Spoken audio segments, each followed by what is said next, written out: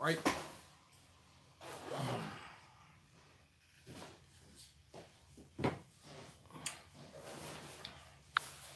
Let's see what Friday night doing. Yo, yo. Gonna get a Q&A popping. Friday night, Dre Day. Yo, yo, you can hear me? Say something. Ricky Skizzles. Ricky, what you doing on a Friday night, man? What up, Sarah Jane?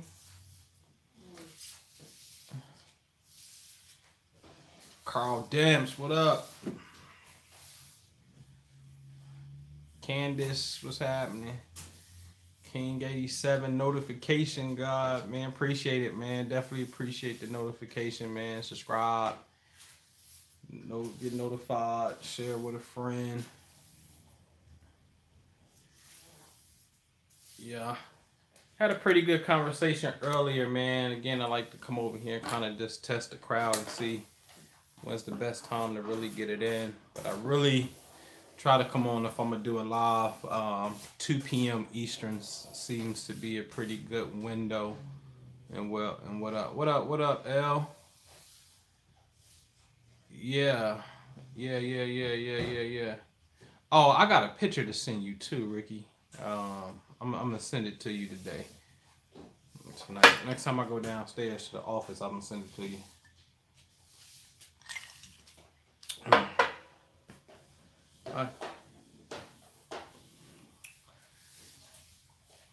Man, they tripping, man. They slipping. I had my partner down there. He got there today on that wing sauce, man. So you know the business gap, man. You know what I mean? That's something. That's something that I study. I love. This is a great situation where we could take a brand. I think they're on their 4th or 5th location. They're expanding. But it makes absolutely no sense for the website to be not up and functioning. Especially the fact that they had the site for a year. And even when you go to the site, you can't even, it's not even a capture page to say, hey, welcome, drop your email off to get notified, things of that nature. So it's some things that's missing. And then a tourist like me, I want to stay connected because I fell in love with something. People are loyal to brands and, and now you can't get it. It's a severe disconnect. You know what I mean? And it's something that's minute as that, a site and something like that, we know they got the resources to doing, but, part of the Prosperity Investment Group's aim is to also help people fix those little gaps, man. You know what I mean? Yeah, absolutely. Absolutely. Definitely missing the mark. The Google reviews, the one on Sunrise in Sunrise, Florida, are not the best reviews.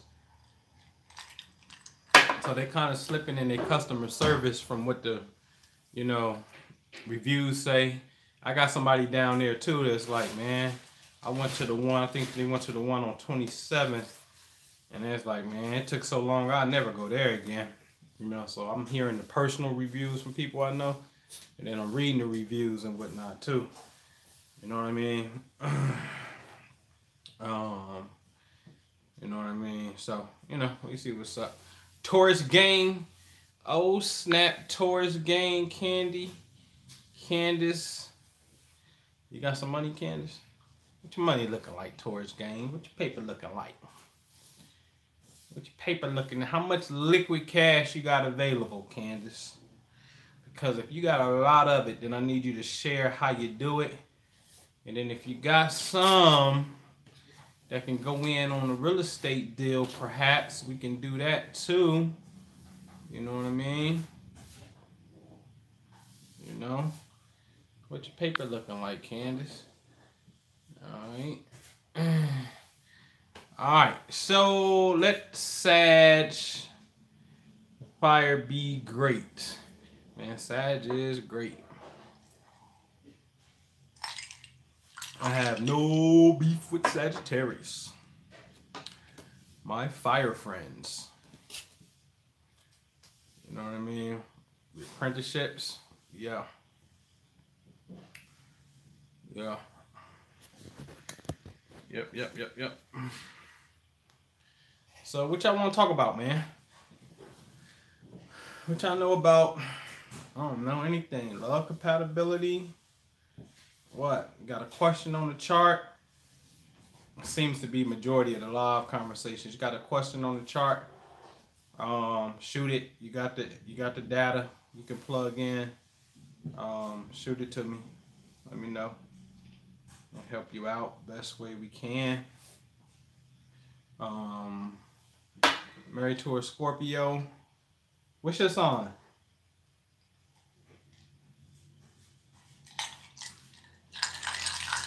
El Boki. What's your sign? You married to a Scorpio. What's your sun sign? Oh, so y'all classic opposition. So they ain't bad, man. You know, the opposition is supposed to balance each other out. The problem with male-female opposition is that's a negative yang marker. All right. Sun opposite sun. So sun is masculine. Think about this. Sun is always personified as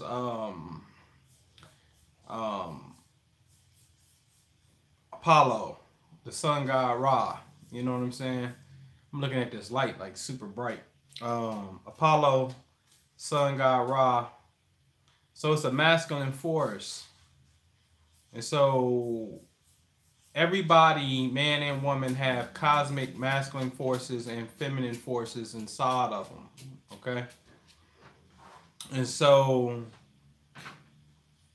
we all come from our mom and our dad. And so we got the genetic masculine and, you know, feminine force inside of us, irregardless of our gender. So when you have sun opposite sun, I call this a negative yang marker. You know what I'm saying? I got a professor from Chicago State University. I'm going to send you his number. Oh, okay, bet. So this negative yang marker, yang activity is about action. Let's do something. Let's get it cracking. Because it's an active force. Yang is the active force. And so to have negative yang, then, you know, y'all gonna bump heads, and negative yang I don't like because yang can turn into violence. And so the key here is to find the common denominator of what the signs represent. Because again, the opposite signs attract one another. Because Taurus is an earth sign and Scorpio is a water sign. So you water the earth to nourish it. And so Taurus is my possessions and Scorpio is joint possessions and joint finance. So these two signs represent the financial axis of the entire zodiac. Nobody else is dealing with money. The only people that's dealing with money technically is Scorpio and Taurus, these axes right here. And so you two have to have see, the opposition represent two opposing forces coming to each other and bumping into each other. So instead of bumping into each other, y'all have to meet each other in the middle. And that middle needs to be a financial jackpot. It needs to be something that's about the value, what you two value as a union. And it needs to have a financial tag to it, a financial goal. And y'all need to work towards that particular goal, man. Because negative yang is the dog who tears up the house, but the moment that you walk him and throw the ball with him, he stopped tearing up the house while you at work and whatnot. Because yang has to have physical activity, all right? And so that's what it is, man. It's always financial, and we bank. You know what I mean? So I'm assuming you're saying it's always a financial issue. Candace, what up with fifth dimensional shift? Ooh. What's your definition of the fifth dimension? We gotta start getting clear on stuff too, like what's your understanding? I can't presume I know what the fifth dimension is, or I know what you think it is. You know what I mean? And I got a total different idea. So what's the definition of fifth dimension when you say that?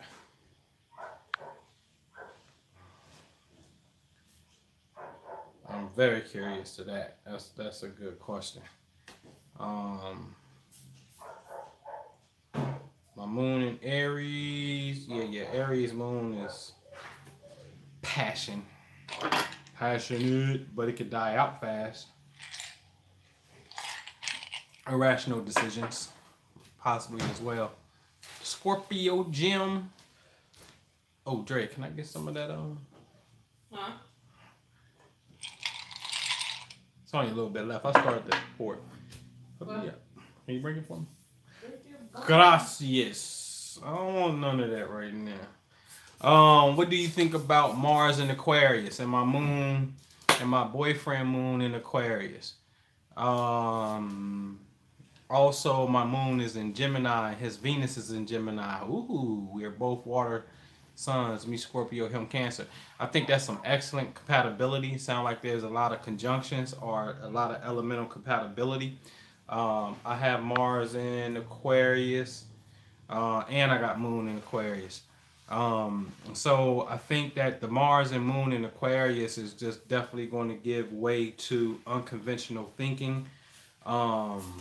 Think outside of the box a little bit. Friends, the friends are very important, or the group, or the mission for humanity is very important, especially with Mars and Aquarius. I tell people all the time, although Tupac is a Gemini, what you really fell in love with was Mars and Aquarius, because that's what Pac had. It was somebody who was this masculine, Mars is masculine, this masculine, fiery type of issue, a type of energy that was speaking out against the social issues that were up against humanity. So he had this revolutionary, which is another key word for Aquarius, revolutionary type of spirit. So although Gemini, we really was in love with Pac because the way that he expressed his masculine energy was through a way of Aquarian, and everybody can relate to the Aquarian, right? Because that's the age that we in. Moon and Jimmy, his Venus and Jimmy. So this Gemini Aquarius thing, they trying each other. This is Aquemini. This is Outcast. You know what I'm saying? This is me and Minister Jew, Aquarius and Gemini. This is two air signs that totally think that represent intellect. The third air sign is Libra, but Libra's intellect is more predicated upon partnerships. Libra to me has more of a watery type of feel because it's more about the partnership, the spouse, the mate, and whatnot. Whereas Aquarius and Gemini is strictly dealing with intellect. Prince, you're looking at a Gemini with an Aquarius moon. You know what I mean? And when you have those two energies going, it is I think the best duo that you really gonna get, because again, look at Outkast and look at how people respect their status as a duo, and perhaps the best two-man group to ever come together. You know what I'm saying? So that's Outkast. I mean, that's the Aquarius and Gemini vibe. So if y'all have those energies, these energies are absolutely very, very, very, very compatible. So that's a good job. I'm glad y'all found each other. That can give way to some great compatibility. Real spiel. All right, come on, Dre. They hooked me up. Who was on his way to presidency? Oh, Pop. Yeah. All right, King 87, man. I got a lot of squares in opposition in my chart. And so you need friction. You need a little bit of push. You need some kickback. You need a little bit of spark. You know what I mean? And so if left alone, usually people with squares and oppositions won't perform per se. But you perform well under pressure. The key though is you got to watch it, because you can become addicted to the pressure, the last minute ordeal, because you like the rush in the sense of what's going on. You know what I mean? But the squares and oppositions are not bad. They're just agitating points to get you to, like, yo, deal with it. Stop playing with it. Failure to recognize it could result into what we would call agitations and severe disappointments. And so you want to address it by tackling those points of the squares in opposition by understanding signs and houses that this energy is in. And so for me, for example, something that's opposite in my chart, my biggest opposition is something that's coming from my second house into the eighth house. So I got a lot of players in the eighth, and I got one big boy named Saturn in the second, and it's in opposition to one another. And this is the financial axis of the chart. And again, ever since the advent of the internet, I was on the internet in 1999, and all of my passwords always had something to do with some type of financial value.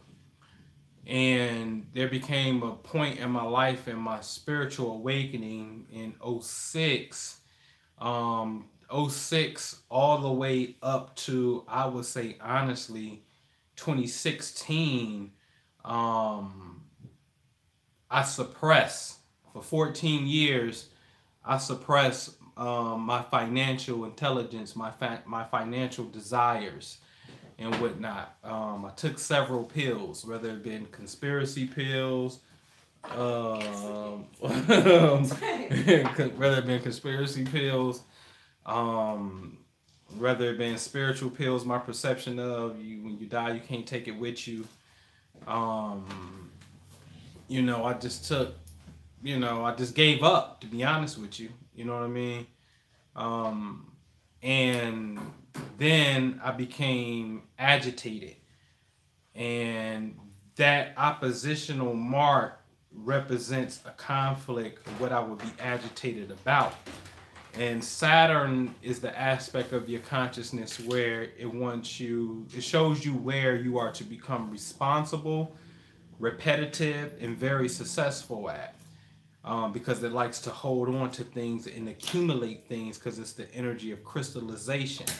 It don't want to deal with imagination. It don't want to deal with fantasy. It wants to deal with day in, day out work and success.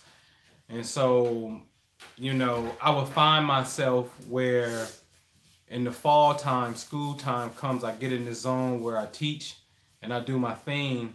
But when the summertime come and the children are out of school and I'm kind of in this schedule, I will find myself highly interested in changing gears and going very hard into business analysis. And it was as if I had these two different type of personalities. So the opposition in the squares are the agitating points to get you to really level up, boss up, and get on the ball. So really study the houses and the signs that's associated with those squares and oppositions. You know what I'm saying? All right, so it's Friday night. We got to take a time out, man. Everybody got to click the thumbs up button because I'm testing the Facebook algorithm. I'm sorry, the YouTube algorithm. So do me a favor, hit the thumbs up button for me. All right, there we go. All right. So thank you. Yeah, hit the thumbs up button for me. All right, so my sun in Taurus, moon in Aries, not too far, so that's next door to each other.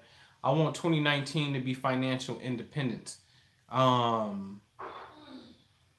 Yeah, that's very possible with the sun sign right there. So I would definitely say, let me see this. Focus, man. Focus. Like financial independence is going to probably take a lot to. You just got to put the right stones in place to get there. You know what I mean?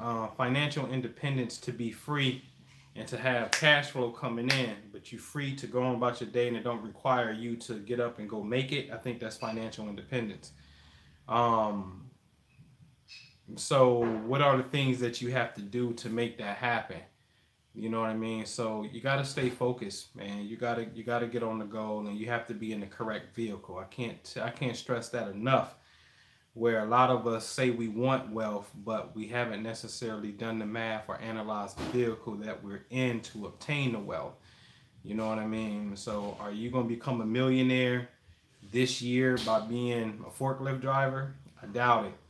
But maybe that forklift opportunity allows you to put X amount of dollars down and save the way where you can put that as a down payment towards, a great investment that will start to bring in some cash flow. And so this absolutely can be a year, but you got to be dedicated. Thinking. You got to be dedicated to the path. You know what I mean? You know? Yeah, man. Invest. Don't buy shit. Like, for real, for real. Moon and Pisces in opposition to Virgo, Mars, or Moon and Mars opposition.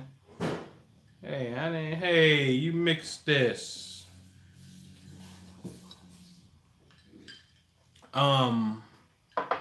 So Moon and Pisces, man, I love that marker. That's my favorite placement for the moon to be in. Very psychic, very intuitive. The moon in Pisces could denote a dishonest woman about finances, because the second house is finances. In opposition to Mars, there's some type of conflict. There's some type of fight.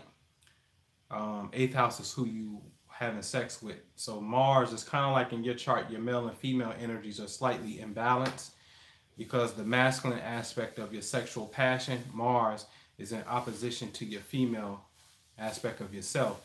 So it could be easy for you to attract relationships where this tension can come out, especially as it pertains to finances and whatnot. So you got to work diligently at being on the same path financially, and don't allow, like, it's very important. The moon always gives us insight into what kind of woman a man is attracted to. And so a second house moon in Pisces represent you could be attracted to a woman who is spiritually inclined, very beautiful.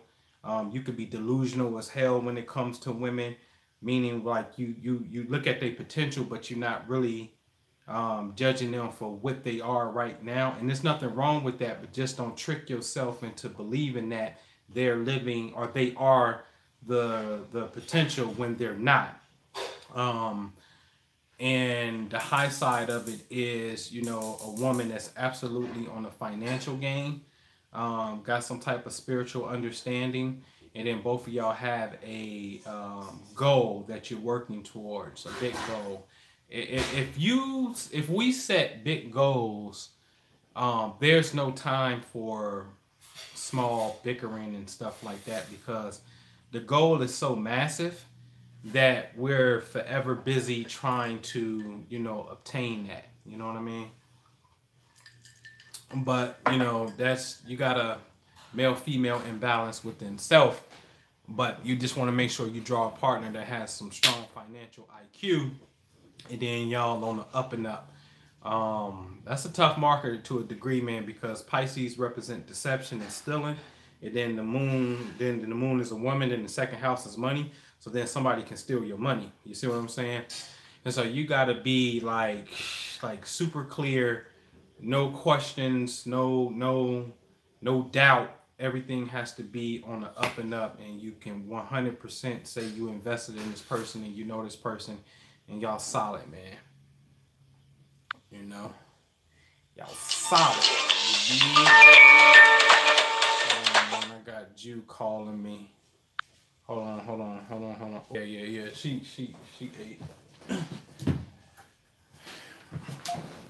All right, go ahead, yo. I'm sorry. I had Jew call me, man. I gotta make sure he's straight. Yeah.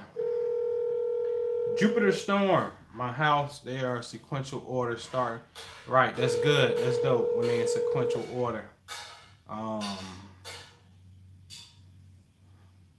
I got you in 1 second. Yo.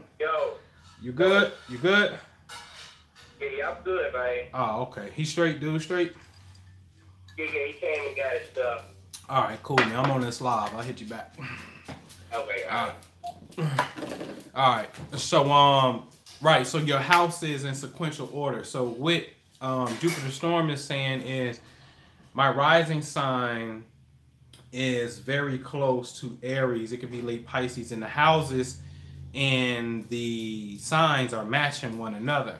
So when this happened, I call it a natural will. Everybody else is scattered light. This is a natural will. So the houses and the signs match. So what's going to happen is it's going to be a double emphasis on that house and sign. So if you got a planet in Aries and then it's in the first house, then it's just going to be a double emphasis on Aries because Aries naturally rules the first house. So when the natural will is in effect, this energy is just a double effect, and it should be easier to tap into that energy and personify it and whatnot. So I'm a big fan of that, because when it's opposite, Libra rising for the most part, then it's like, oh shit, everything is backwards. This is a complete oxymoron, and these people from my study have the most relationship karma. All right. Unique. On this real estate, have the understanding. Yeah. You on the real estate game? Real estate, what's up, man? All right. What up, OG Bruce? Ernest. Yeah, you got it, Jupiter Storm for sure. You know. Yeah. Anybody else? Man, these lights is like bright like this. Hold on, y'all. 1 second. Hold on, let me see something, man.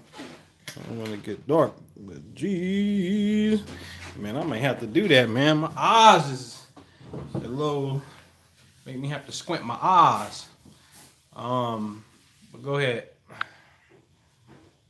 Man, I gotta take one of those bulbs out. That joint too bright for me. Naima. So, all right, Naima. So, with you, man, for real, I think that you should do all the ideas that you have, but maybe because it's the fat boy in me, but I think you should really brand the Louisiana Kitchen. You in Philadelphia, a place of food. At times, it's the fifth, sixth worst, at times sixth biggest city. Sometimes Philly and Phoenix swap positions. You're in a very big city. Definitely in the top 5 when it comes to blackness, for sure. I think you should really have a hit with Louisiana Kitchen, with a tagline of "in Philadelphia." You know what I mean? Louisiana Kitchen in Philadelphia. You know what I mean? Something like that. And reason I say that is because studying economics, food is, it just don't play out. It's one of those things where I can go, I went to one of the cities, man. The city is depressed, but the barbecue restaurant been there for over 50 years. It's a staple in the community. Why? Because people like to eat. So to bring Louisiana Kitchen up north to a place like Philadelphia is freaking ingenious. And I think you should really do the talk shows or the YouTube series, make them episodes, name them episode 1, episode 2, have a whole first season already plotted out. I think you should do live tastings where you can have people come over, and when it's finished, they can taste it and get feedback and kind of open up your home or the space that you doing the food in, and really start to put some focus on that, man. Because when I saw that, I said, this girl, she got something. You really got something. People can't deny food. Food is a necessity. You know what I mean? It's not like art where people got to debate whether they're going to buy it or not, you know? So you should do that. I think you really should do that. But to answer your question, Pluto, Saturn, Mars in my second house, squaring my moon in the 11th. Right. Squaring the moon in the 11th. Right. But the right friendships because that 11th house square is coming from friendships and group of people. Your social group have to be in accordance and in alignment with your financial scope, because the second house is money. The 11th house is groups and friends. So it shouldn't be no problem if you got the right group of people around you. You see what I'm saying? So the bridge is to get the right network. All right. Oh shit, Bruce Lee just got out the gym. Scorpio Gym, you in Louisiana? All right. How long did it take you to learn aspects? Man, no time, really. I mean, honestly. Man, I had a DNA implosion back in 2006. I bought the books like in 04, but I wouldn't read them. In 06, I opened them up and something just clicked when I was reading them. It's the weirdest thing in the world. It's like I knew it already. And, you know, it ain't a hard science. You got 12 signs. The houses are a representation of the sign. The planets are a representative of the sign as well. The aspects is only opposition, squares, sextiles, trines. You can deal with the 150 and the conjunctions. Like, it's only maybe like 5 aspects that are major in a sense. So that wasn't really hard. You know, all this stuff was just like 1 + 1. You know what I mean? That's all it is. This one plus this one equals this one. You know what I mean? So it's, to me, it's like the easiest thing in the world. So, you know, it took no time, man, because that year something just clicked within me where I understood it. You know what I mean? But you allow other people to read me. You know, they told me I've been priest, astrologer master, been in Kemet and Sufi masters, Haitian priests. I've been all of these things according to people who read me, and I believe it. You know what I mean? So it's just something that comes natural, man. Plus, Aquarius is astrology anyway, straight up. Aquarius, a key word for astrology for the zodiac signs, that is the Aquarian thing. That's our science. So me being born under that frequency with, what, 5 planets in Aquarius, like it's going to be 4. What is it, 4? Yeah, 4 planets in Aquarius. It's going to be easy for me. You know what I mean? But that wasn't hard for me, man. How many YouTube subscribers do you guys have and Facebook followers? I'm thinking of sales pitch for that sauce when I'm in Miami. Man, Facebook is like just almost maxed out. They only give you 5,000. I think it's almost like the same on this particular channel and whatnot. So, you know, we don't have the biggest following, but I think we got the most sincere and biggest impact. So we quality control over here. You know what I mean? Where it's not about, it's kind of like the PC and the perception of PC and Apple. PC outsells Apple by far, but people equate better quality with Apple. You know what I mean? That's why we have private memberships and things, and always got testimonials going on, because it's a quality thing. And the subject matter is so out of space and so high in the head that you got to be special to even want to even talk about this. So it's not necessarily a popular subject as of now. You know what I mean? So the subscription thing is not the biggest, but however, you know, it depends. You know what I mean? Because sometimes too, it ain't about the subscribers. It's about the subject matter and then the view. Because if I throw Dick Gregory Illuminati kilting, then all of a sudden we got 100,000 views with no problem. You know what I mean? So it's just a matter of how do we want to play the market and strategically put whatever it is that you have in the mix of that. You know what I'm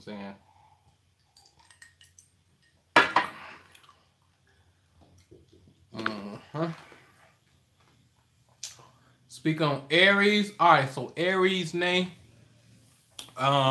impulsive, the leader. Everybody was scared to go first when God created the earth. And Aries was the only one that was like, yo, I'm down. I'm going first. Aries rules the head, also rules blood, ruled by the planet Mars. It deals with conquest. This is Genghis Khan. This is the one that says, listen, I'm a battering ram. I'm gonna kick the dough in, and I'm gonna be a pioneer. I'll figure it out later, but I'm gonna jump. I'm not gonna sit here and be stuck by what they call analysis paralysis. Aries energy wants to go.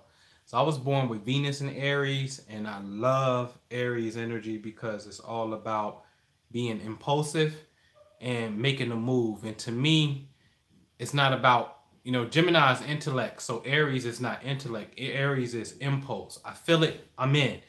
And, I'm a go, and I'm going to open up the doors for everybody else. And so when you deal with the signs in order, it starts with Aries. And again, nobody else had to, for some reason, they just didn't go first. Aries did. So I got to respect that. And I love that about the Aries energy. And I think one of the more better personifications of Aries, I would say hip hop wise, will be Juju from Cameron's ex-girl. She's an Aries. And when you look from real estate agent to author to, clothing to products to, what they call them walkthroughs and, in stores and stuff, you just see a lot of pioneering spirit that's inside of Aries. And so I rocks with Aries heavy, man, for sure. Not a fan of Mars like that, but I actually propose to blow Mars up, but I'm a fan of Aries for sure.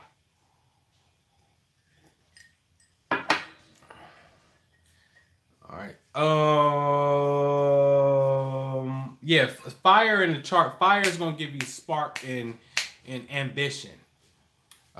Gemini, peace, fam, like and share. Yeah, Gemini, man. Catherine's law. Gemini, intelligent.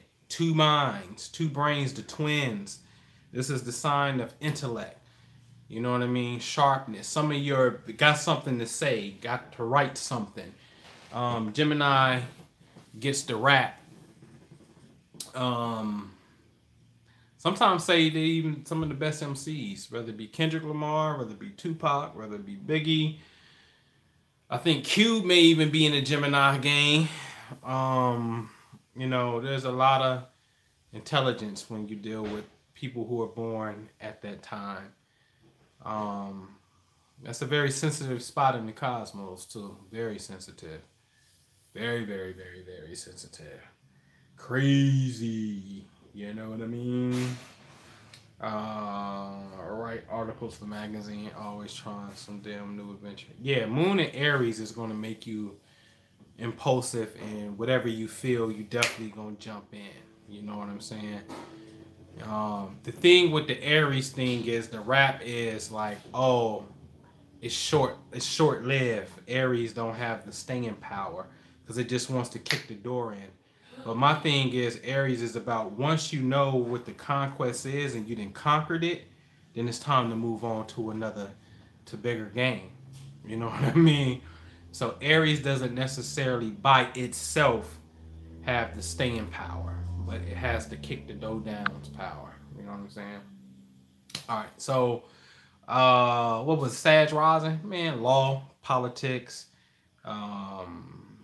philosophy, higher expansion of the mind. Sag is a mental thing. The complement of Gemini is Sagittarius. So Sagittarius is a complement, you know what I'm saying, of the mind. It just wants to expand the mind. So dealing with philosophies, dealing with religions, dealing with law, could be a judge even. Those are the Sagittarian traits,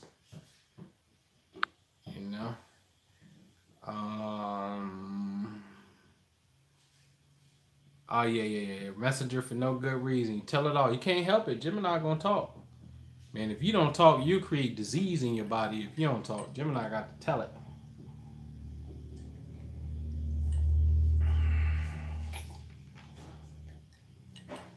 If I gotta tell it, then I gotta tell it all. Sun in Aries, Scorpio rising, Moon in Aquarius. Is that Chanel? Where you been at? Miss Shinob. Aries, again, the conquest.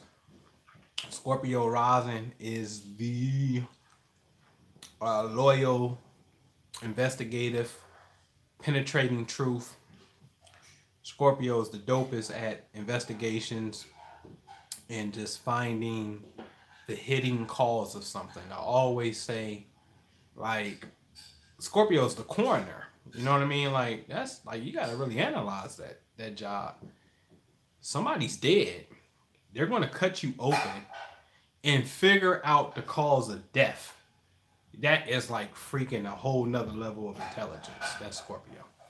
So when you got Scorpio rising, it's a penetrating truth that you must get to and whatnot. You just gotta find that truth.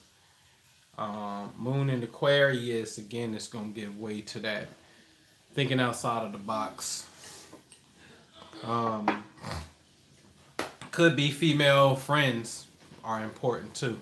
But you got to remember, Aquarius and Scorpio square each other. So now these female friends potentially kind of square your personality. So they may be some type of challenge. You got salmon? You got fish?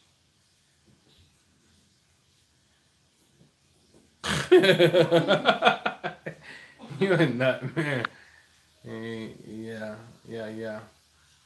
Aki, what up? What up, man? What's happening? Gail, yeah, that's Aries. Yeah. What else y'all got? Man, that light was killing me.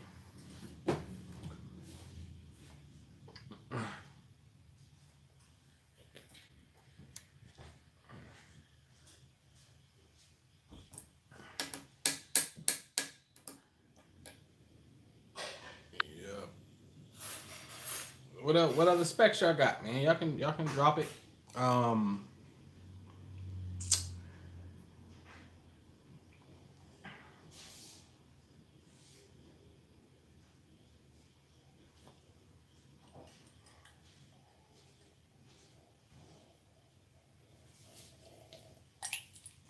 gonna do a joint soon. Ladies first. I'm gonna do the ladies first joint. Ladies first edition. That's gonna be dealing with love compatibility. It's gonna take about 4 weeks to get it down, so y'all can understand how to put your chart up against a person of interest to see if it's going to be more positive energy or negative energy. So I'm definitely gonna release that. I think I'm gonna do it 3 to 4 weeks out, starting in January sometime. So when it concludes, it can conclude close to Valentine's Day, so you can be in pocket and know what's up, man. So I'm definitely thinking about releasing that for the ladies, and then I'm gonna come back around and help the brothers out and whatnot. So be on the lookout for that. Science of compatibility is the bomb biggie. All right. Can you speak to understanding children's chart as a parent? Ooh. Moreover, the balance. Ooh, this is gonna be good. I'll be right. This is gonna be so good. I'm gonna take a bathroom break so I can sit still and get into that. I'll be right back.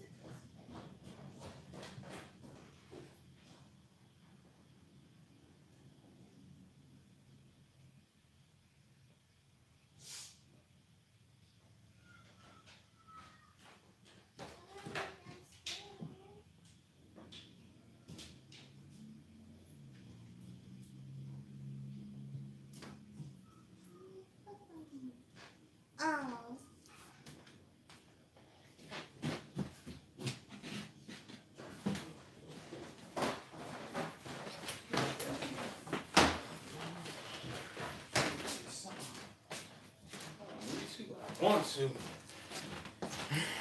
All right. So, that's a great question. So, Jupiter Storm asks, can you speak to the understanding of children's chart as a parent? So, do me a favor. If you haven't already, click the thumbs up button so we can get some people in here that can hear this. Because I got to tell y'all something. So, how can I preface this? One, you want to look at the chart. Looking at the chart, it don't matter if it's an event, if it's in a person, if it's a birthday, if it's an anniversary day, if it's just whatever day in question. A chart is a chart. Whatever it stands for is irrelevant. A person, an event, whatever. It's that doesn't necessarily matter. We're looking at energy at the core.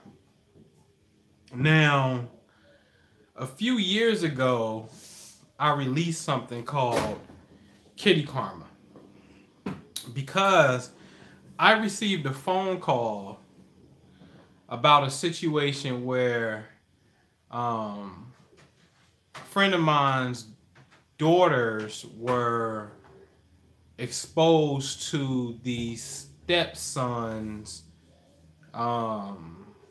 we can just say, promiscuous behavior. And, you know, he's a teenage boy, I believe, young teenager. The kids, the daughters are younger, you know, so it's like a pulling out of the private part type of thing.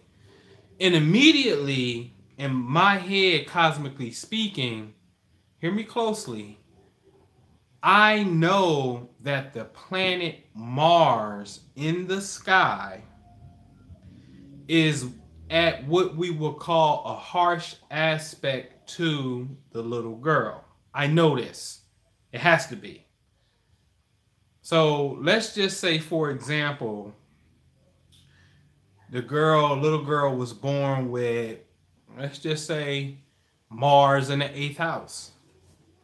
But Mars in the sky was in the 5th house. And that's a square. So it's Mars square Mars. And I knew that I would be able to find a harsh aspect for Mars because I just know the nature of what's going on here. So I asked for the birthday, and sure enough, I found that Mars in the sky was indeed making a harsh aspect.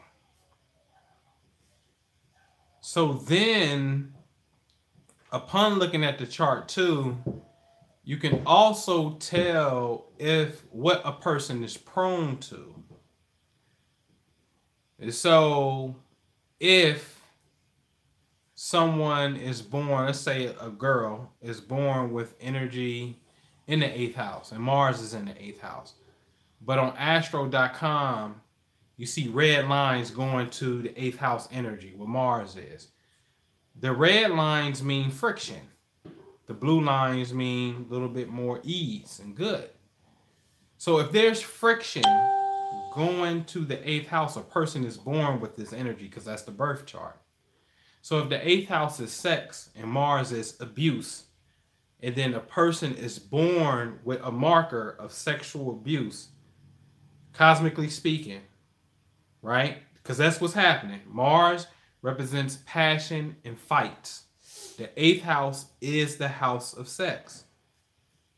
If you're born with energy that's in opposition to that or squaring that, like Pluto represents force and darkness and control. So say Pluto is in opposition to Mars, and Mars is in the house of sex. Mars is the planet of aggression. Also the planet that deals with our passion. So that's sexual as well. Pluto is sex too, and it's control and darkness.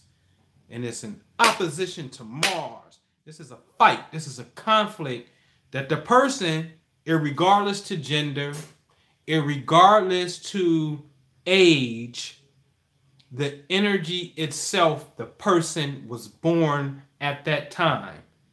Okay? Now, let's hypothetically say, as a grown woman, I say, hey, look out next month because there could be some type of funny situation. Don't tease no guys and go out on the one night stand or a date and tease the guy or whatever, because it can turn aggressive. And then it happens. You can see where, like, yo, I was messing with dude and it kind of got, a little aggressive, right? Because that can happen. Well, what if I would have told you that, because I'm looking at your birth chart. Your birth chart is based off of your birthday. I just told you at 37 years old.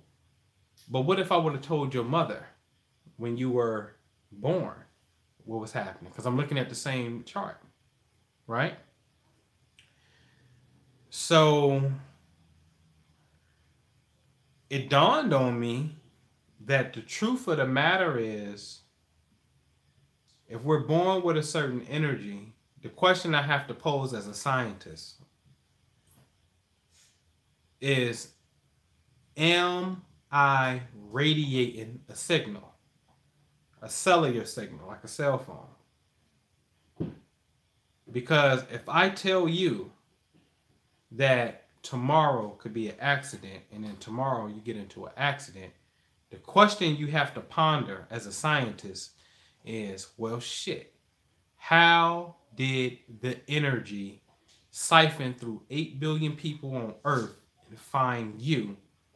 That's what you would have to, we gotta ask that question as a matter of science.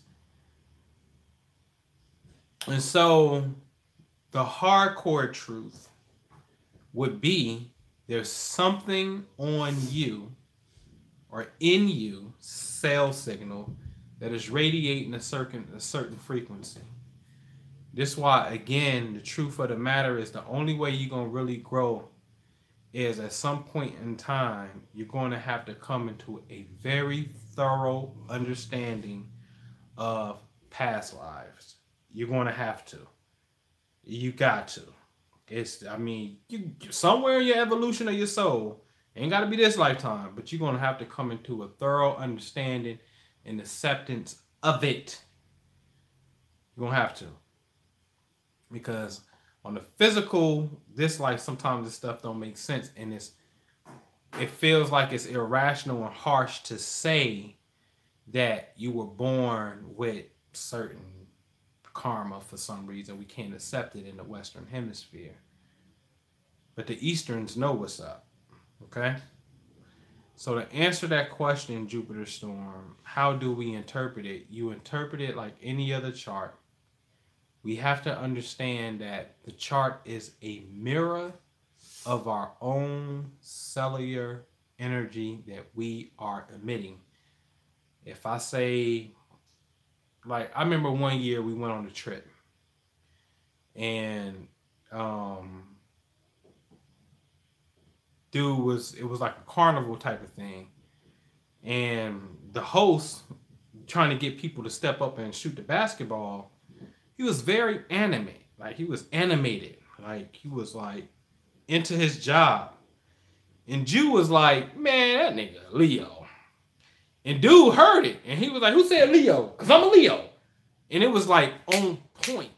You know what I mean? I never forget that. It was on point. And so here it is that we could be looking at, we know the definitions of the signs and how they personify their energy. And then we see a person acting a certain way, then we can say, he's probably a Leo. And then he's like, yo, I'm a Leo. We have to be able to just really just understand that this thing is just very real like that. That person was emitting a certain energy. Okay? And so when it comes to the traumas, what I call the red lines in the chart, we just got to look at it and understand that, yo, that's me. I'm just that energy is a reflection of who I am, and I emit that ray. You got to come into an understanding later of why you emit that ray. You know what I mean? But the truth of the matter is, you emit that signal. So the best thing to do is to understand, especially as a parent, Like, I know that my daughter has Mars in the 7th house in opposition to the moon, which means the 7th house is partnerships, marriages. Mars is the warrior who likes to fight. So this means that she could be, worst case scenario, she can be in a relationship that is physically abusive. That's one. On the extreme worst case scenario. Okay? Which means a few things. One, you have to try your best never to demonstrate that particular negative energy in front of them, because then that would activate a gene that's already inside of them, okay? And then the mirror neurons in the brain start to go off, and it's going to replay that event at some point in time.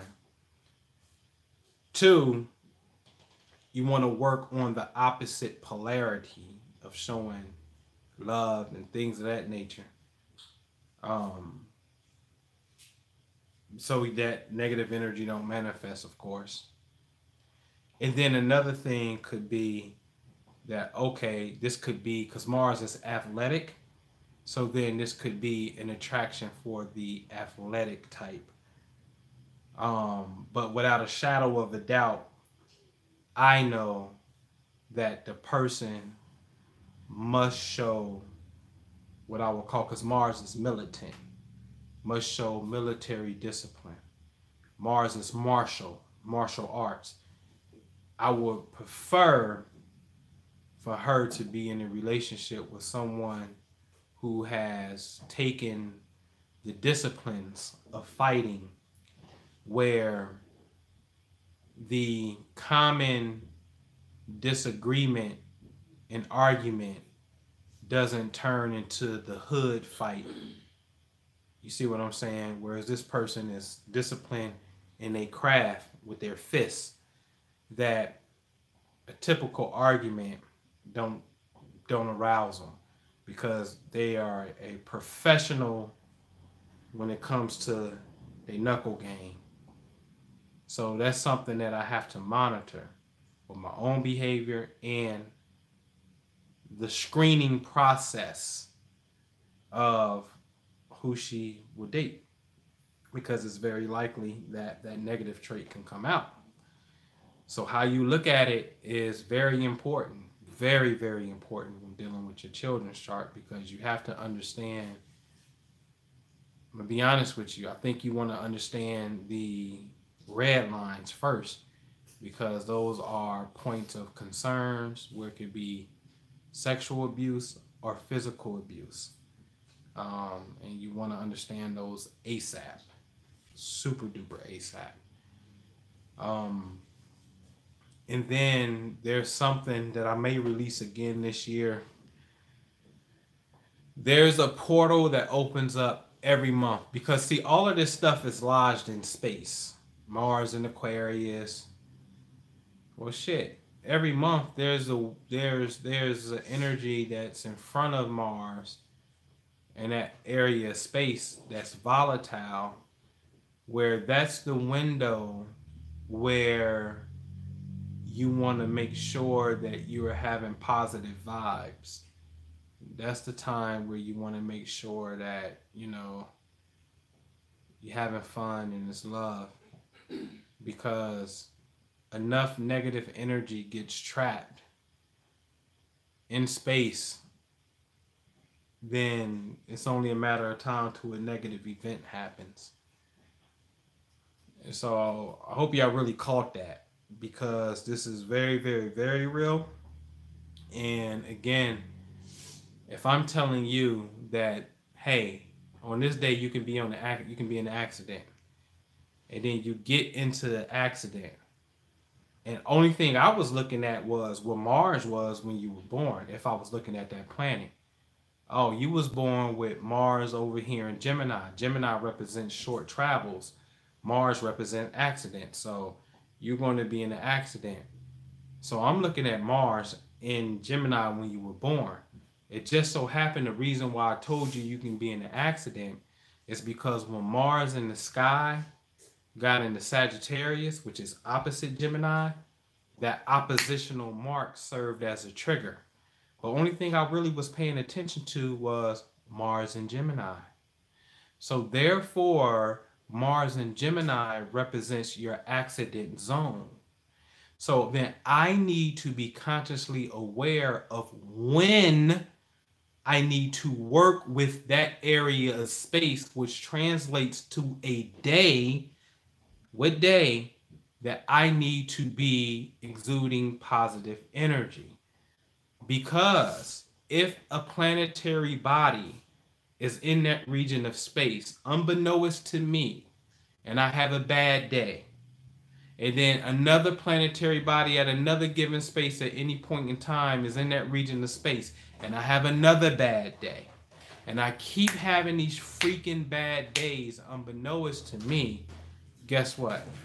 I am going to experience the negative energy of what that is. It's kind of like it's throwing up. So it's going to be an accident on this day. Okay?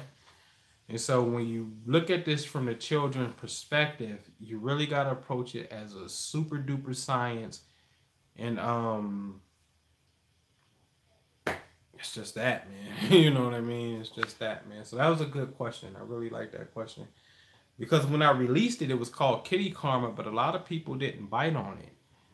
You know what I mean? A lot of people didn't, it was like, I don't think people really wanted to deal with that. But you got to understand the fact that as a grown person, it amazes me. When you get grown, you can accept that you got karma. But if I tell you your kids got karma, you may be like, kids ain't got no karma. Man, you out your rabbit mind. Why don't your kids got karma? Well, they're soul. Kid is just a phase of the human body, but the soul, man, the soul got some stuff with it.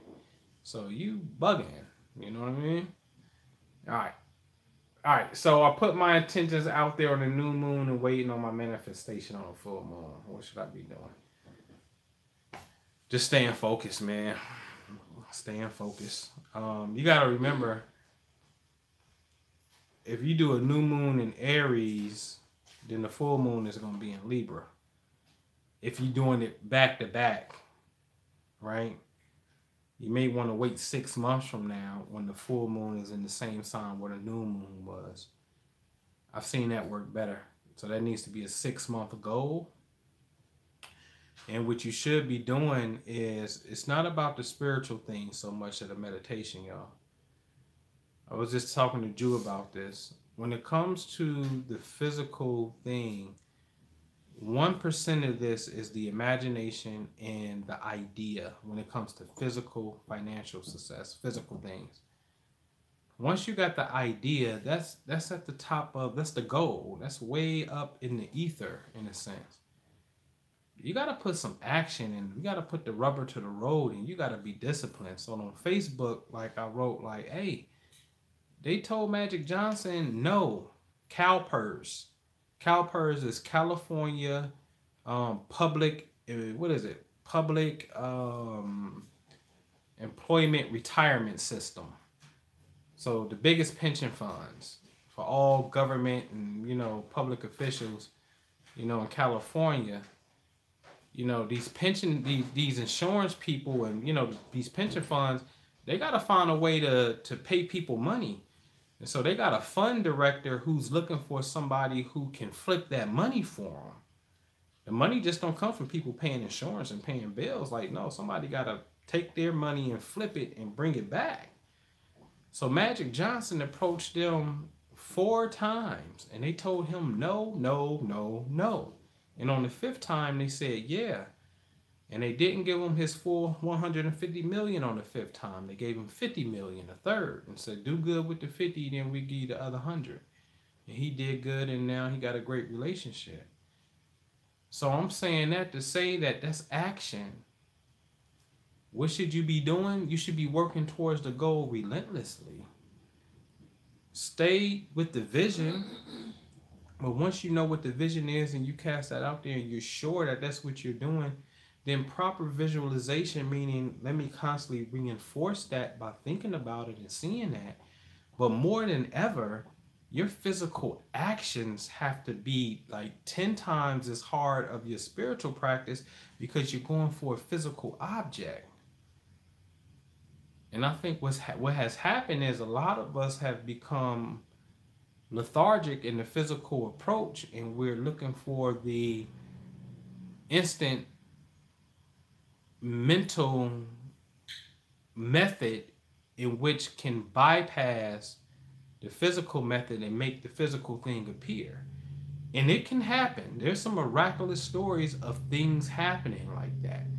But the rarity of those things happening, a loaf of bread falling out the sky. This is a true documented story with Joe Dispenza. A loaf of bread falling out the sky because he was thinking about the loaf of bread inside of his RV. And he was walking back to the RV and he heard a plump, and then it was a loaf of bread because he's been contemplating the quantum field and he's out in nature by himself, and this happens. Indian, the autobiography of a yogi by Yogananda have many stories of these Indian guru saints who can open up their hand and make perfume come out their hand. Would you like to smell rose? Here come rose. What would you like to smell? Oh, I would like to smell jasmine. And jasmine come out the hand. Like, that was the perfume Swami. You know what I mean? Like, there's some great physical and mental things that you can do and get physical things to manifest from mental practices, but it's going to take some severe mastership to be able to make that happen like clockwork for your physical needs and whatnot. I don't knock it. I'm just saying, but get ready to become a super duper master to do it. But I say learn how to balance the systems of love the spirituality and fall in love with your path. I call it in pursuit of happiness. Fall in love with the physical thing. So what you should be doing is making sure that you're on point, that you're staying engaged in the environment of your goal. So for me, if I want to be a successful real estate investor, I need to be at the local real estate meetup clubs and paying attention and being inside that environment. Because when I do, today I went to a restaurant that just opened Tuesday. Had a conversation with the owner, great, and he's telling me, he said, man, if I can tell you anything, hang around wealthy people. White guy telling me this, hang around wealthy people. Because when you do that, you are who you are. You are who you hang around, and by the proximity, you will start to, get those things. And he's right. So, what should you be doing? Something that you can physically measure your success off of acquiring your goal. So if my goal, like tomorrow, I'm busy tomorrow, starting at 9 o'clock. I'm out, I'm driving for dollars. Driving for dollars means I'm going to physically scour neighborhoods for houses that I am interested in, take their address, because later in the week, I am going to be sending them a letter saying, hey, I want to buy your house. So that's me being active. So if I say my goal is to make X amount of money for 2019, what am I physically doing to do that? Am I constantly on my vision board 3 times a day? Man, that's not going to bring it to me. It's not going to bring it to me. It can in rare situations, but that level of intensity better be so freaking intense that it's crazy. You know what I mean? So do the work. Is all you can do. It's the right thing to do. All right. Yeah, you're welcome, Jupiter Storm. You got it.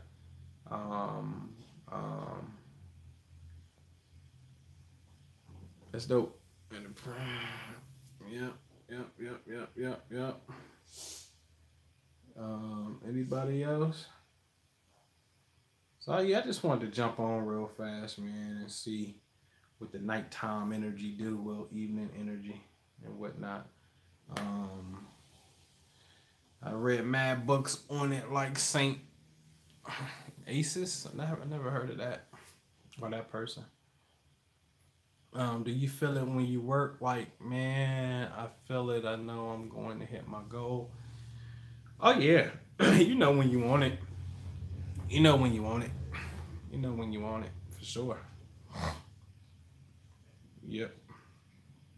You know when you want it. Set it big. Don't set it where it's impossible. You know what I'm saying? But I think it should be set in a way that you know it's attainable. You know what I mean? Like if it's $1 million, or can you even get 100,000? Can you even get 10% of that? You know what I mean? Like, can your vehicle bring that to you? And that's the millionaire math. You know what I mean? Like, are you doing 1,000 times 1,000? I got 1,000 units or 1,000 tickets that I need to sell for $1,000. I'm a millionaire. You know what I'm saying? Are you like, what is your millionaire math? You know what I mean? So I'm not selling one item for $1 a million times to get to it. That's not my stilo. That's not that. I wouldn't mind being a part of it, but it's not going to be my stilo. You know what I mean? Is it 100,000 times 10? You know what I mean? Is that what it's going to take? Is it 10,000 times what, 100? Is that what it's going to take? You know what I mean? You got to find out what your math model is. You know what I mean? I'm not interested in day-to-day grinding and I got to sell 5,000 units for, you know, $200 or something. I'm not, it's just not where I'm at. I feel more comfortable in being in a vehicle where I know for a fact if I flip 2 homes, the growth, the profit from 2 of them should be at least 100,000. You know what I mean? And that's average of 50 a piece. But I'm very comfortable in knowing that if I do 2, my net profit should be 100. And I need to be dealing with something that's going to get me to $100,000 very, very quick and whatnot. So sometimes one of them can bring you 100,000. Like that's been done, you know what I mean? So I'm looking for those kind of things. That's me personally. That's my math. You know what I mean? And so do the math, man. Do the math and make sure. And I ain't saying nothing wrong with it. Just be in love with that shit, man. Be in love with it. If you gonna master P it and you gonna sell these units out the trunk. You know what I mean? That's your thing. You're gonna go through that work. Go through that work. Push it. I'm just on to a bigger purse. You know what I mean? And so yeah. Yeah, definitely. So buy a triplex. Might as well go 4 because the same loan structure, if you do a loan, anything that's 5 and up is considered commercial, so you might as well go 4 and max it out. It falls under the same rules and whatnot. But yeah, man, definitely get into this rental space. You know what I'm saying? I don't even think, I know that the Midwest region, St. Louis, Chicago, Detroit, Indianapolis, Ohio, these are gold mines, and I know it. The values, you can just go on Realtor and look at values, and they're renter gold mines. And I have real estate people who come in from out of town that teach seminars, talk about they love this area. You know what I'm saying? Well, you can buy a house for $15,000, $25,000. The name of the game, which I'm gonna show inside of the investment club or the family wealth club, if you can recoup your money back in 5 years or less from renting, that's a good deal. So a lot of people don't have 50,000 disposable, but it's not hard to get to 20. It's not hard to get to 25.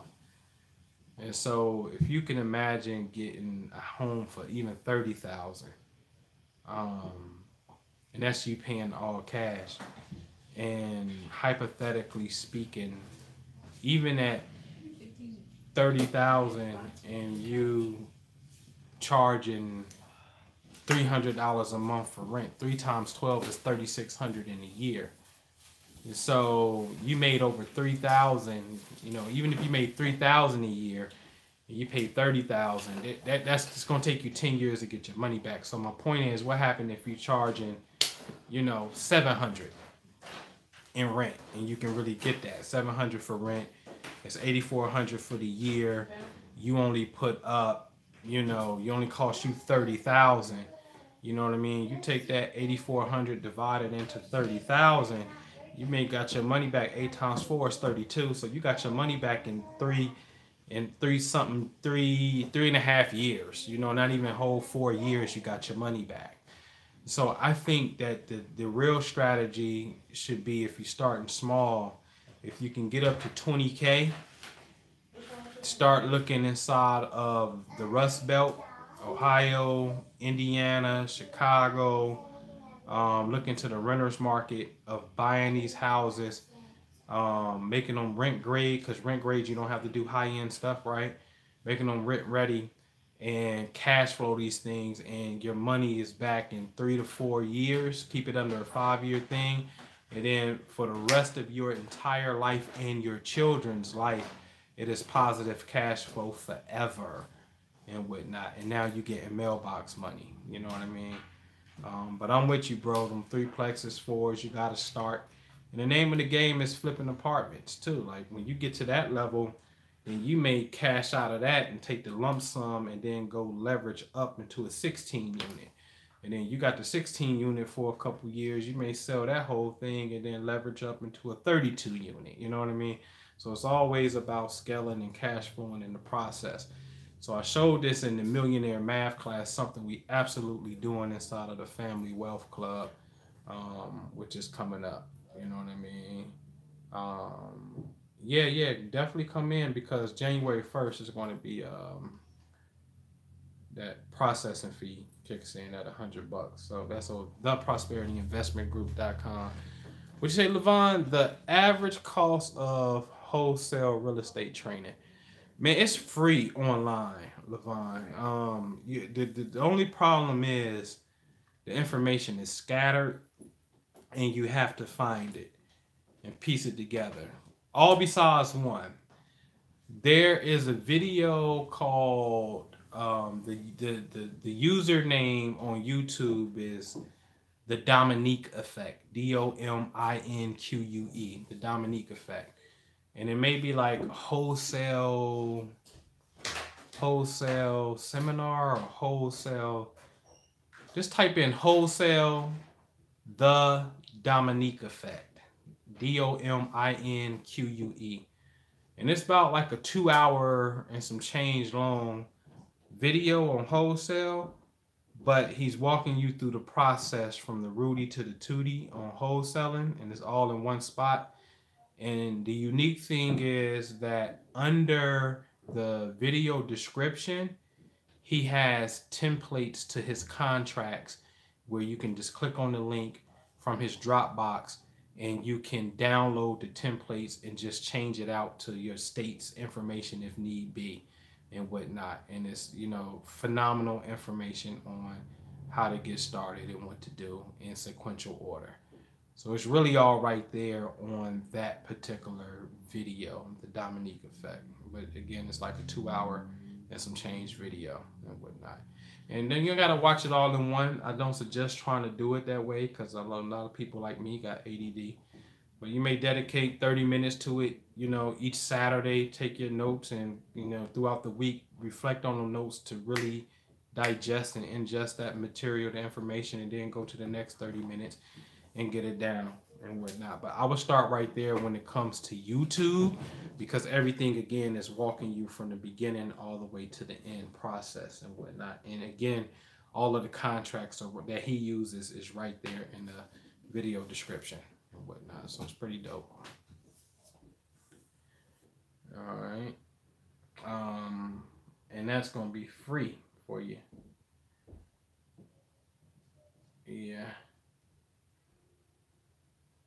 Man, yeah, you dope, man. You got it. So Jay Mighty says, bro, can you break down the logic and confirm what I have talks with myself about? Well, I don't. What in particular are you talking about, Jay Mighty? I don't know what talks you're talking about with yourself in a sense. I'm on in front of the camera. We a home renting in Miami for $1,800 and the mortgage is only $4. Sweet, super sweet, super sweet, super sweet, man. You easily checking in over a G positive cash flow every month, easily. All right, Levon. $37 a month plus the cost of training. So no, so what's happening over here in the Family Wealth Club is before January, if you come in, it's $37 a month. So this is more of an educational networking opportunity. And so even if you have your own business, Levon, I'm a stickler on sharing. And so, you would have a monthly webinar and a monthly call. And on the webinar, let's just say you have a female's boutique. And you may say, the slideshow is going to be your boutique. And when you see that, you're going to hit *6 on the line and you're going to say, hey, I'm Levon.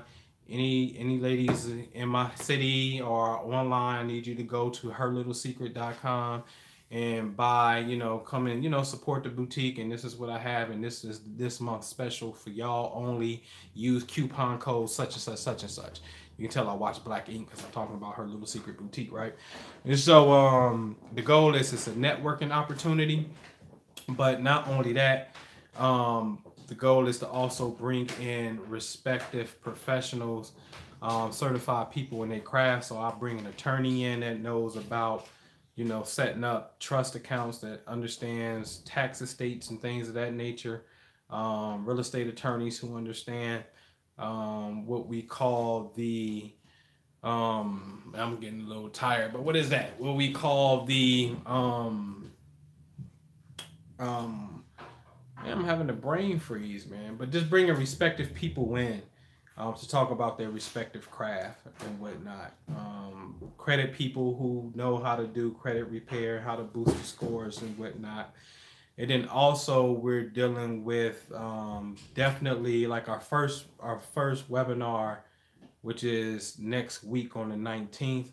We're going to be talking about equity versus preferred rate. And that's very, very important to understand. Very important to understand. Do you want an equity position or do you want a preferred rate? Because what's happening out here is, you'll have people who do real estate, they real estate syndicates, and they have funds, and they say, hey, we'll give you a 6% preferred rate. Even let's say hypothetically a 10% preferred rate. So you give somebody $7,000. In return, they're going to bring you back $700, as profit. So you get $7,700 because $700 is 10% of $7,000. And so that's great. You know what I mean? Because it's 10%. Anything that's 5% and up is really good. But what if, and that's a 10% preferred rate. But what if you're $7,000? What if I have a $100,000 project? And we became partners in this project and you got that same 7,000. And I tell you that, hey, you got a 7% stake in this particular deal, okay? Because the total cost of the deal is $700,000, but you got 7,000, so that's 7%. So we know what the 10% fixed rate was. You're gonna get $700. But now you got 7% equity in this particular deal. So let's just say hypothetically the deal brings $40,000 in profit. Okay. So that $40,000 in profit, you got 7% of that. 7% of 40,000 is $2,800. So you just made $2,800 at 7% equity versus $700 at 10% preferred. You see what I'm saying? So everybody in the game, whether it be people who have funds, are always locking people into preferred rates and not making people equity partners. Why would you make somebody an equity partner when you don't have to? You see what I'm saying? And so the goal absolutely inside of the Family Wealth Club is to be able to spot opportunity and then say, hey, I would love to do business on this house right here. Let's me and you form an LLC or form a partnership, and we can go in business on this particular deal right here. And this is our deal, and this is how we have split it. So now you doing what Beyonce said, which is, put some respect on my check, pay me in equity. All right, watch me reverse out the bet. So that's what we got to do. All right, and so we're gonna be getting into that. So it's the educational model.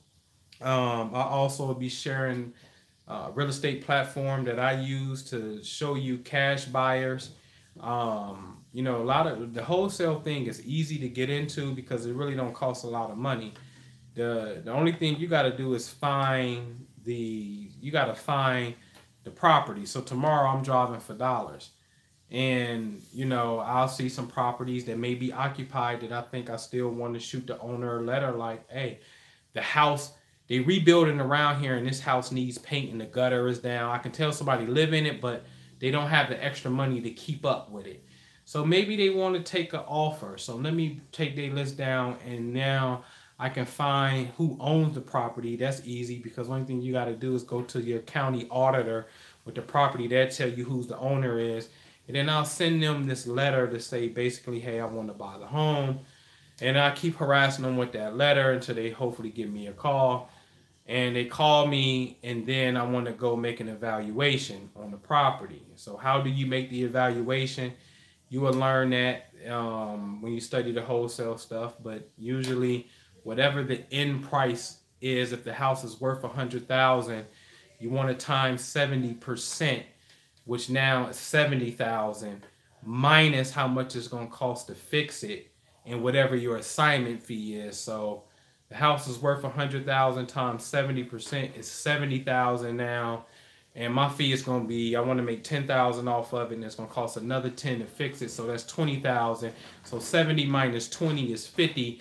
My maximum allowable offer, known as Mayo, is going to be 50,000 for the house. Okay, so it's just a quick little formula that you learn.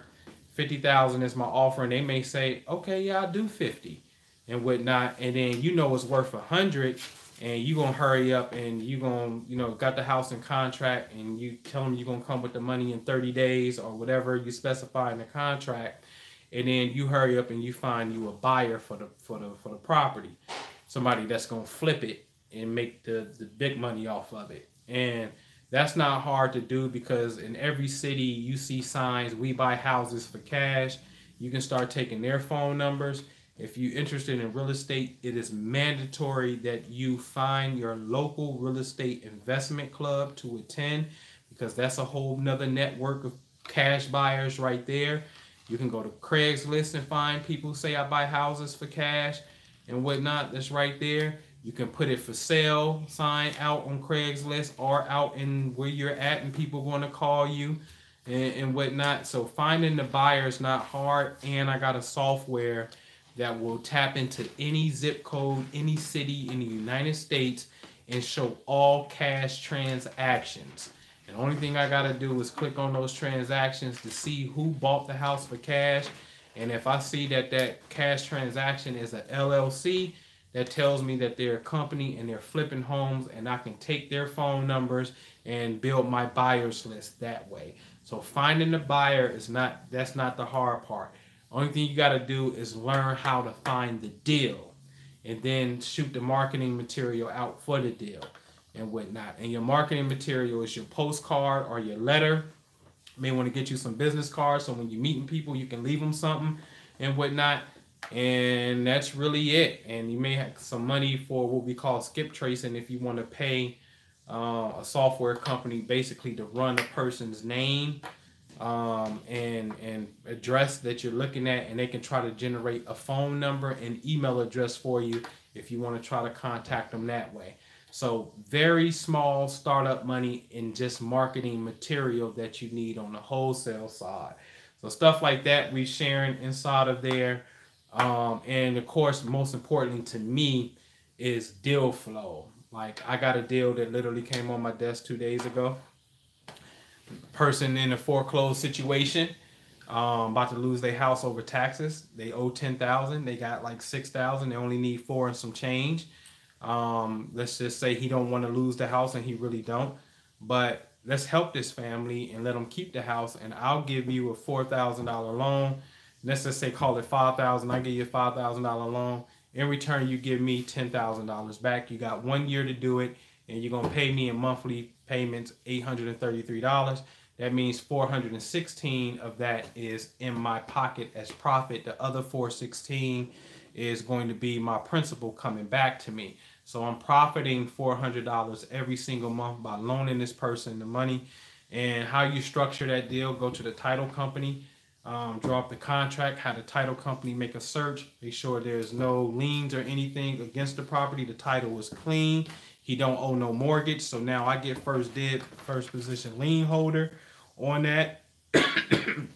And we draw it up that way. And any other details that we want to put in there, such as if you're late, then you default.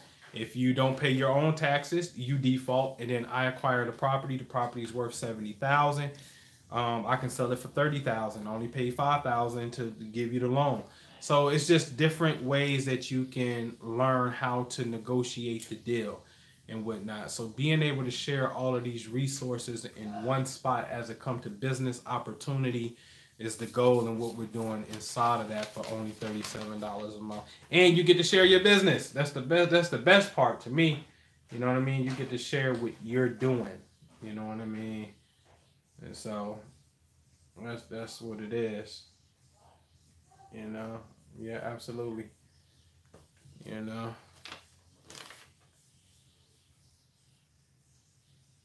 And so yeah, man, I'm a little tired. I was thinking of oh, I gotta tell her my daughter crazy. And what is that, man? When you 1031 exchange, that's what it is. All right. So when you buy a property, you don't have to pay the tax on the property. An attorney to come in and talk about the 1031 exchange, which means I thought I put a video up, but where did I send that at? Oh, I talked about that in the webinar, in the free webinar. The 1031 exchange is basically you identify what's called an agent, somebody that's certified in dealing with 1031 exchanges. You buy you an investment property, then you flip that property, and then when you sell the property, all of the money goes to that agent. That agent holds the money in escrow, and then you have 45 days to hurry up and locate another similar property. You locate that property, and then from the time of locating the property, you have 180 days to close on that property. So you close on that property, the agent releases the money to the new seller, they get it, and then it's documented, and then you don't have to pay a tax on that, okay? And that's called a 1031 exchange. And so you're not taking the money out, so it's not capital gains. And the goal is the government and the IRS wants you to be extremely wealthy, contrary to popular belief. They understand the value that you're bringing as a developer of real estate, the jobs you're providing for people, the homes that you're providing for people, you're increasing the tax revenue, and the county is getting their money to be able to, like, it's a great benefit. So therefore, the government is willing to say, listen, you can pay your tax later as long as you keep flipping this money and you never cash out, right? So this is how you build generational wealth. Big shout out to Trump, because, hold on, let me write this down for my daughter.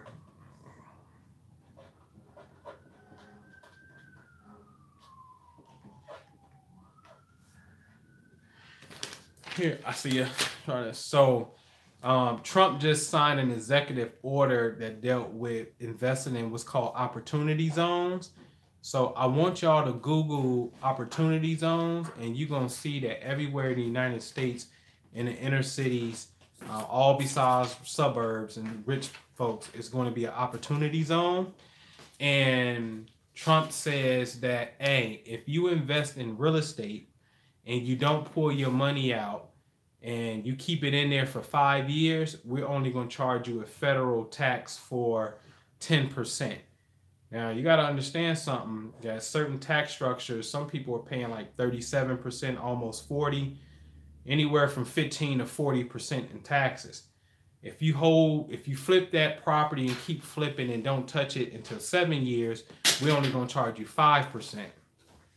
If you keep flipping and don't touch that money until 10 years, we're not gonna charge you a dime because we appreciate you coming back into these opportunity zones, and it is on you, the people, to revitalize these neighborhoods. The government is elected by the people. People, for some reason, got this perception that government is supposed to do shit, but like the government consists of people, and the government has its best relationships with people who are in business because it's the business people who employ the community and whatnot. And so, look into opportunity zones. You can see a site where they got a map, and you can scroll to your point of interest and start looking into these opportunity zones, because now what you would have to do is similar like the 1031 exchange. You have to find, quote unquote, a qualified opportunity zone fund, or have your attorney know how to create one where you can man that fund yourself, and you invest the money in these opportunity zones. You don't pull out the profit, the money bubbles up, you keep investing more, and then again at the 5-year mark, if you want to cash out, you would pay only 10%. At the 7-year mark, you only pay 5%, and at the 10-year mark, you won't pay anything. This is a longevity game, a very longevity. Again, this is why the 1031 IRS code won't tax you if you don't pull out no money, because they will allow you to keep bubbling up. So you're not pinching from it, but you keep bubbling up, and now you got to transfer that wealth over to somebody else, and then the family gets rich. So they want you to get rich. Trust me. You know what I mean? Don't believe the hype. If you follow me on Facebook, I'm dispelling all that bull crap about the conspiracies. Rich people pay more taxes than anybody. They complain. So all this talk about, yeah, it's only for the wealthy, bull crap. The more money you make, the more that you pay. And the rich people feel like that's not fair. Why do I have to pay more because I made more? That's how they honestly feel. And it can't be about protecting the rich when the rich people pay the most taxes. So it can't be about that. That's hogwash, man.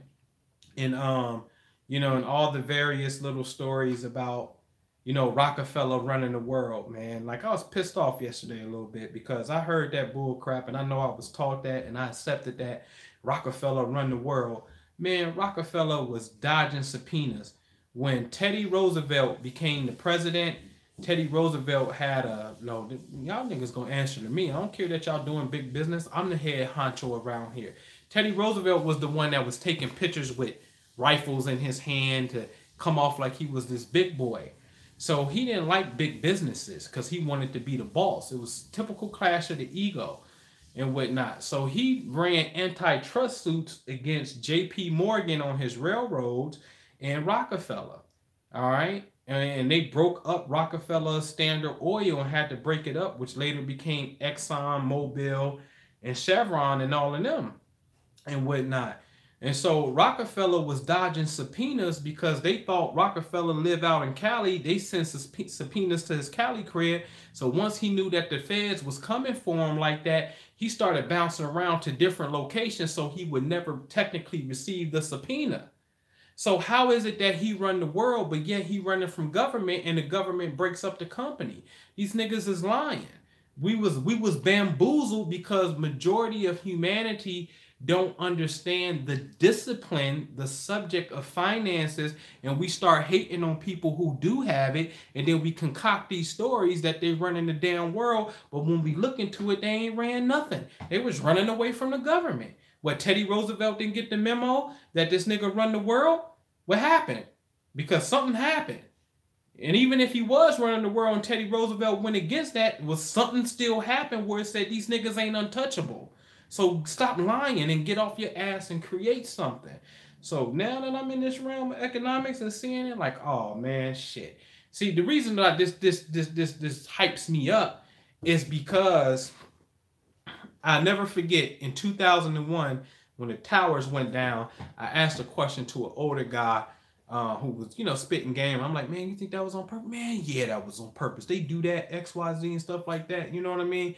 And so that took away my motivation to want to succeed financially because that gave me the perception that it was all a wicked game. And that took away my motivation for years. And then it wasn't until like shit in 2001. How old am I at that particular time? You know what I mean? Like I'm young. You know what I mean? Took away my motivation for years. I mean, a lot of years, man. And so now you 40 and it's like, oh shit, life is almost halfway over. Nigga, you still want it. Go get it. You dummy, you fell for the okie doke. Don't fall for the okie doke, y'all. We responsible for our own financial greatness, man. And there's nothing wrong with having that. You know what I mean? All right, man. So that was my rant for the night. All right. But yeah, definitely sign up. It's over at theprosperityinvestmentgroup.com membership page. You'll see the bullet points of what we're getting into. Our first webinar is the 19th next week. I'm also including a 3-day winter solstice meditation inside of that, which is going to be pretty dope. Really, really, really dope. I'm excited about that visual technique that you physically have to do to get in tune with the cosmic energy. But the goal is for you to make a solemn declaration. We got to stop pussyfooting around and being afraid to make the declaration of being prosperous. There's a lot of people who I talk to that, you know, I had a wonderful conversation today with a sister, and, you know, I was like, you know, she was telling me like she played a lottery. She do scratch off tickets on Fridays, but I asked her, does she want to be a millionaire? And she was just a little reluctant. It was just like, I ain't out here chasing a bag, but, you know, if I win a lottery, I'll take it. You know what I mean? Then I asked her, what do you want? Well, I want financial abundance. Then I asked, do you want to be a millionaire? You know, it was like a little reluctance. But on Friday, you playing the scratch off. Why? Because you want the big money. So there's a disconnect for us claiming and making that declaration that you want it. You have to make that declaration and make your mind up like, God damn it, I want it, I'm gonna get it, I see it. And then hurry up and identify your vehicle, which is going to be the means in which how you're going to get there. And some things are stepping stones, whether it be Amazon and Uber allows you to work at the comfort of your own pace and make $1,000, $1,500 a week. I know people that's doing that. This extra $1,000 a week, and you stay dedicated for a year. This is not your main income. This is your side income. You stack that $1,000 for 52 weeks in a year. You got 52 large. And when you got 50,000 times 3, which is 30%, but times 3, you qualify in the worst case scenario for $150,000 property. Okay. And that's using your 50,000 as a 30% down payment. You see what I'm saying? So for maybe 150,000, stop making that noise. Maybe for 150,000, you can now get you, you know, a fourplex versus purchasing power of 50,000 and whatnot. You know, just do it for 2 years and you got 100,000, and again times 3, you qualify for something that's 300,000. But what happens if they give it to you at a 25% down payment? So times 4, 100,000 times 4, you qualify for a $400,000 piece of property that you can mortgage, and you only got to bring that 100,000 to the table. You see what I'm saying? And so what if it's 20%? Then shit, times 5. And now that 100,000 times 5 is, I qualify for a $500,000 property, and they only want 20% down payment, which is my 100K. I'll put that in. They're gonna front me to 4. The seller gets his 500,000. This $500,000. I got all of this property for $500,000. You see what I'm saying? And so the stepping stone is to be disciplined enough to create a second stream of income, and don't you freaking touch it. And we're all guilty of this. This is where we go wrong at. When income tax come, how many of you are guilty of paying your rent, paying bills that you've been paying for the entire year, but all of a sudden when the income tax come, you just so happen to be paying some of that stuff you've been paying already. That's the no-no. That's poverty consciousness. When you develop another stream, you should be disciplined enough to park that stream, because what money is, you got to make it, you got to save it, and you got to multiply it. And saving ain't making money, because the truth of the matter is, when you understand having money in savings for a year at the rate of the rate of inflation, because things cost over time, versus what the bank will pay you, you actually lose money technically. But you got to make money, save money, and the key part is to multiply the money, right? So you got to get busy and be disciplined with your second stream, your hustle stream of stacking that paper so you can multiply it. And the great multiplier, y'all, is real estate. That's why I played one of those videos with Trump. He talks about depreciation.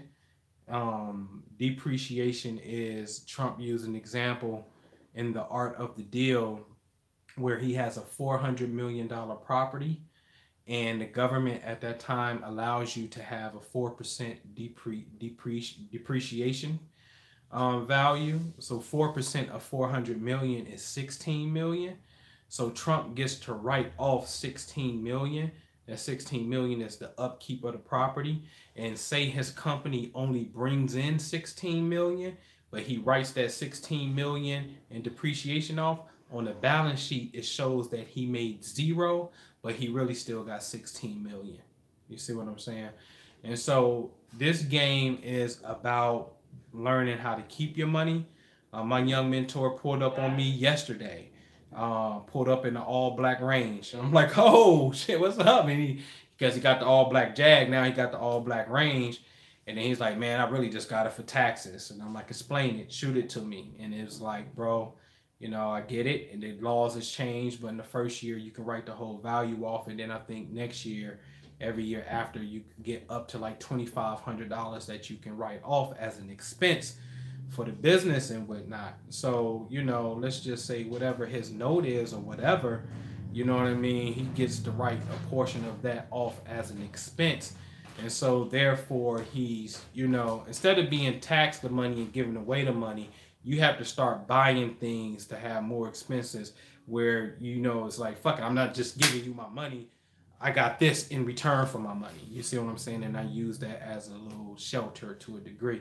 So it's things like that that we're absolutely getting into inside of the Family Wealth Club, so we can understand this process of building wealth and whatnot. All right. So please sign up. It's going to be awesome. That's all my focus is on the back half. I told you on the self-help tip, I got you. Seek me out, but my thing is making sure that we write, man, that we really write in this area. All right. So, all right, man. I'll see y'all sometime early in the week and something, man. I'm gonna post some videos up and whatnot. But I keep y'all posted, man. Y'all have a great night and peace and love.